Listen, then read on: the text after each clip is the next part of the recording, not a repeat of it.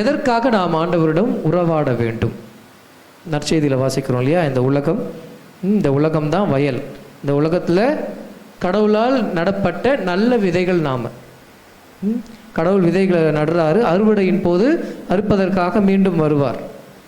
அப்போ நல்ல விதைகளாகவே வளர்ந்து வந்தால் நாம் இறைவனிடத்தில் செல்வோம்.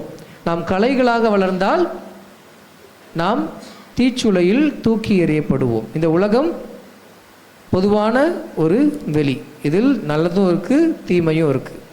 நம்ம இன்னைக்கு வாசித்தது போல ஆண்டவர் இரக்கமும் அருளும் கொண்டவர்.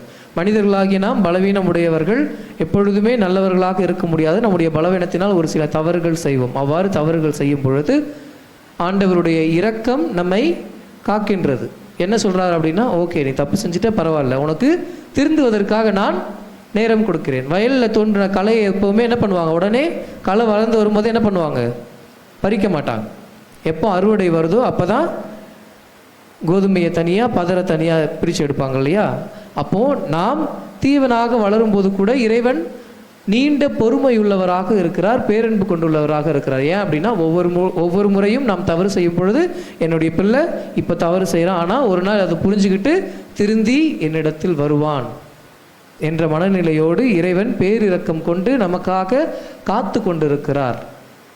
அவருடைய காத்திருப்பை புரிந்து கொண்டு நாம் நம்முடைய தவறை உணர்ந்து கொண்டு இறைவனிடம் திரும்பும் பொழுது நாமும் நல்ல விதைகளாக அவருடன் சென்று சேருவோம்.